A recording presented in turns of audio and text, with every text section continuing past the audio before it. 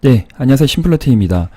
월요일이면 참 컨디션이 무너지는 듯 합니다. 많은 분들께서도 그러한 어떤, 좀 리듬으로 흔들리는 그런 날이 될 것 같은데, 참 월요일은, 뭘 해도, 힘든 날인 것 같아요. 일을 하든, 뭐 주식을 하든, 한 여간도 쉽지 않다라고 생각이 들지만, 일주일의 첫날, 힘들어도 아파도 잘 이겨내시고 굳건하게 지금의 장에서 크게 흔들리지 말고 끝까지 가지고 있는 종목들 집중하시고, 그리고 비중 조절 잘 하시고, 그리고 물려있는 종목이다 하더라도 성급하게 그냥 던지지 마시고 조금만 더 길게 보자, 그렇게 또 응원의 메시지를 드리고 싶습니다. 지난주부터 제가 강조드렸던 종목들이 있어요. 제가 이제 패밀리 분들과 좀 공유를 드렸는데, 우선은 추세의 전환을 의미하는 그런 또 캔들이 나와서 종합 주가 지수 또 코스닥 지수도 완만하게 V자 반등이 나오지 않을까 생각을 했는데, 코스닥은 좀 잘 돌아가고 있네요. 코스피는 오른쪽으로 횡보 등락 이후에 점진적으로 바닥을 다지고 올라갈 그런 흐름이라고 저는 보고 있는 부분이고, 코스닥은 또 개인의 매수 세력이 좀 들어오면서 이전 전고점 돌파를 계속적으로 도전하지 않을까, 그렇게 생각이 들고, 만약에 1050포인트를 돌파 지지가 나오면 다시 한번 신고가 패턴으로 코스닥 관련 또 세력 뭐 패턴주가 있겠죠. 그런 종목들이 또 화랑 장세가 나올 수도 있습니다. 그만큼 뭐 다른 전문가분들은 뭐 힘들다, 뭐 다시 금융위기가 올 것이다, 이상한 또 말도 흘리시는 분이 있는데, 지금은 저는 아니다라고 생각이 들어요. 탄탄하게 하방 경직, 이전 전저점 이탈하지 않고 일단은 캔들상으로는 잘 올라가고 있습니다. 그리고 수급이 무너지는 그런 흐름이 아니라 거래가 좀 더 동반돼서 이전 전고점 돌파하게 되면 더 좋은 그림이 나올 수가 있다. 그런 달이 뭐 9월, 10월까지 열어두고 좀 봐야 되지 않을까 생각이 드는 부분이고, 코스피 지수도 잘 가고 있습니다. 좀 바닥을 좀 다지는 흐름인데, 이전 전 저점을 이탈하지 않고 그래도 높은 가격대에서 하방 경직이 나왔다, 좋은 시그널이 나왔기 때문에 추가적인 어떤 상승의 흐름을 좀 기다려 보면 어떨까, 그렇게 또 말씀을 드리고 싶습니다. 개별 종목 관련해서는 제가 추세 전환을 의미하는 그 또 지수적으로 또 안정화가 되든 또 그렇게 흔들리지 않는다 보면 세력 패턴주 중에서 그래도 지금 부동산 정책이죠. 예. 뭐 이재명 관련주다, 뭐 누구 관련주다라고 언급이 되는 종목들도 있겠지만, 일단은 지금은 이런 종목들에 좀 집중을 해봤다라고 하면 좋은 수익을 좀 최근에 단기간으로 좀 줄 수 있지 않았나 생각을 해보겠습니다. 제가 세 가지 종목을 좀 언급을 드렸죠. 주말 영상인데, 그렇게 많은 분들이 뭐 제 영상을 보신 지금 그런 상황은 아니겠지만, 그래도 2000분 넘게, 그래도 가까이 3000분 정도는 꾸준하게 제 영상을 시청해 주셔서 다시 한번 큰 감사의 말씀을 드리고요. 예, 저로 인해서 또 손실이 나는 종목도 있겠지만, 참 저도 마음이 무겁네요. 제가 말씀드렸던 모든 종목들이 잘 가고 또 뭐 추세가 이탈하지 않고 우상향으로 만들어지면 좋겠지만, 또 주식이라는 것이 참 마음만큼 되지 않습니다. 예, 어렵습니다. 어렵지만 그래도 가능한 심플하게 해보자 라고 해서 심플러TV 끝까지 시청 부탁드릴게요. 세 종목이죠. 이스타코, 범양건영, 일성건설, 계속적으로 제가 언급드렸던 종목이고요. 그리고 SK바이오사이언스도 지금 하반경지 잘 나오고 있는 부분, 3일째 적산벽이 나왔지만 추가적인 상승을 열어두되 지금은 공격적으로 베팅한 자리가 아니라 조금 더 지켜봐야 할 그런 좀 시점이지 않을까 생각이 들고, 차트 열어두고 한번 설명해 드리도록 하겠습니다. 네. 자, 일성건설 볼까요? 네. 일단 뭐 부동산 정책 관련해서 좀 강하게 오늘 뻗어줬던 종목, 장중 25%까지 장대 양봉이 나온 종목은 바로 이거예요. 네.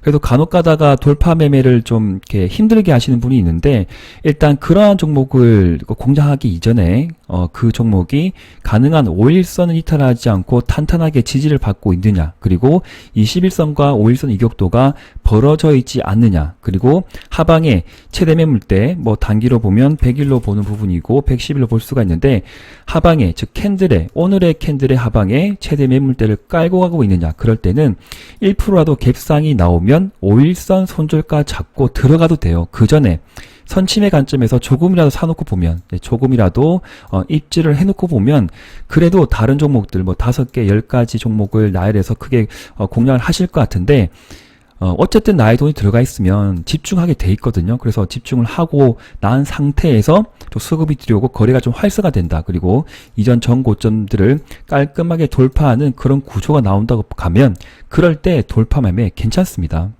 손절가 짧게 잡고 들어가면 이렇게 큰 수익을 줄 수 있다는 것을 제가 주말 영상에 미리 남겨드렸고요. 그리고 일성건설도 제가 이때부터 계속 말씀드렸죠. 오늘 같은 경우에도 매물대 근접하다 보니까 또 이제 꼬리가 좀 달렸어요. 네. 아쉽게 좀 달렸던 부분인데, 시간을 두고 만약에, 전제 조건이라고 하면 5일선을 이탈하지 않고 다시 한번 도전한다? 그러면 4,500원대를 돌파하게 되면 또 한 번의 상승의 흐름으로 전개될 수가 있습니다. 그런데 이러한 종목들은 철저히 가능한 손절가를 자기만의 기준과 원칙을 세워두고 보셔야 돼요. 아니면 이렇게 또 많이 떨어지거든요. 그러면 또 큰 손실로 벌어질 수가 있기 때문에 일단 일정 상승한 종목은 크게 베팅할 수가 없는 위치이고, 가진 분의 입장에서는 끝까지 5일선 매매가 괜찮을 것 같습니다. 그리고 인스코비는 아니고 잠깐만요. 이스타코죠? 네. 이스타코 같은 경우에는 많이 아쉬웠죠. 그런데 이전에 큰 수익을 줬던 종목을 재공략하는 건 맞죠? 그런데 아직 21선이 크게 이렇게 올라가기보다는 61선을 돌파하고 지지가 나왔다라고 거기에 의미를 두시고 장중 8%까지 올라가서 분봉을 보면 충분히 수익을 익절을 챙길 수 있는 그런 어떤 시점이 있었다라고 판단이 됩니다. 그래서 제가 강조드린 거 기억나시죠? 네. 내가 어떠한 종목을 선택했어요. 공략할 종목 선택했다. 그럼 어떻게 해야 돼요?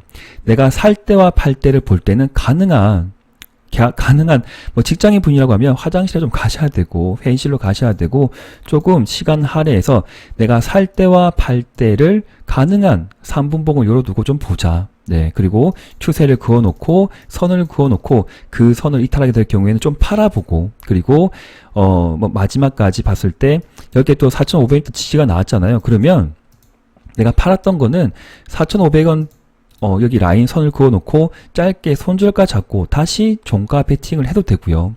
그래서 자기가 어떠한 기준과 원칙을 가지고 있는지 모르겠지만 일단 심플러는 그렇게 공략을 했을 것이다 라고 말씀을 드립니다. 중요한 건 뭐예요? 지금 중요한 것은 이전 전 고점을 위에 두고 있는 부분이겠지만 거기에 매물대는 크게 많이 쌓여있지 않다. 그리고 6,500원대와 지금 4,500원 사이의 공간은 큰 어떤 매물 대가 형성되어 있는 부분이 아니고 하방에 뭘 깔고 가죠? 지금 100일로부터 볼까요? 네. 100일로 보면 4,000원대 강한 또 매물대를 깔고 가는 부분이기 때문에 많은 사람들이 거래를 했던 그 가격 밴드를 크게 이탈하기가 제한적일 것 같다는 것이 예상을 할 수가 있습니다. 그러면 잠깐 이게 내려졌다고 해서 그냥 터는 것이 아니고 가능한 기준을 좀 만들어 보세요. 지금 어떻게 잡으면 좋을까요? 네, 단기로 여기 바닥을 좀 형성을 해두고 여기 추세를 이탈하지 않은 조건이라고 하면 끝까지 들고 가본다. 아니면 5일선을 이탈하지 않은 조건이라고 하면 끝까지 가보되 하루 이틀 급반등이 나오면 또 절반 정도는 익절을 해본다. 그렇게 만들어 보세요. 자기만의 기법을 만들죠. 그러면 이탈을 하게 되면 좀 덜 해야 되고, 그리고 21선 이탈하게 되면 21선 황금선, 네, 뭐 직장인 분이 많이 매매하잖아요. 그러면 일단 전략 매도하고 다시 공략할 타이밍을 잡든지 손절을 하든지 그렇게 미리 정해 놓으셔야 됩니다. 주식은 항상 그렇잖아요. 대응의 영역. 네. 저도 실패할 때가 있는데 반성을 하죠. 그리고 나서 가능한 그 실패를 다시 한번 하지 않기 위해서 노력과 계속적으로 복귀하고 반성문 쓰고 다시 읽어볼 필요가 있습니다. 그래야만이 어떻게 된다?